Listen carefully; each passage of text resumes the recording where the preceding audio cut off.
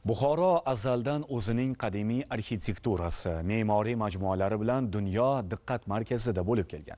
Bugungi kunda viloyatda 829 ta madaniy meros obyekti davlat muhofazasiga olingan. Shundan 287 ta arxeologiya yodgorligi, 508 ta arxitektura, 17 ta monumental hamda 17 ta diqqatga sazovor joy qadim tarixdan so'zlamoqda.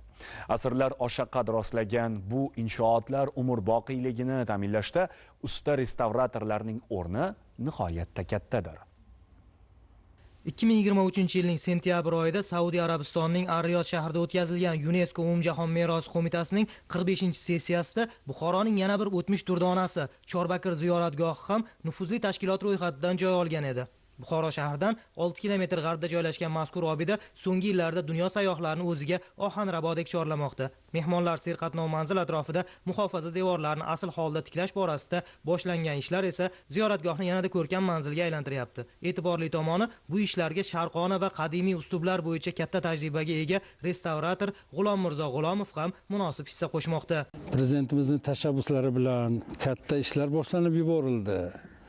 Chorbakir atrofida muhofaza devorlarini o'rashimiz, albatta tarixiy manbalarni ko'rib, ularni vaqtiga qanday bo'lgan, qaysi uslublarda bo'lgan, o'z holini qaytarib tiklashga harakat qilyapmiz. Asli restavratorlar oilasi vakili bo'lgan usta mana 47 yildirki shu sohada mehnat qiladi. Bu vaqt mobaynida u nafaqat Buxorodagi, balki yurtimizdagi yuzlab obidalarni qayta tiklashda ishtirok etdi. Toshkent shahrida, Vodiyda, Samarqandda madaniy meros obyektlariga o'z hissamizni qo'shganmiz.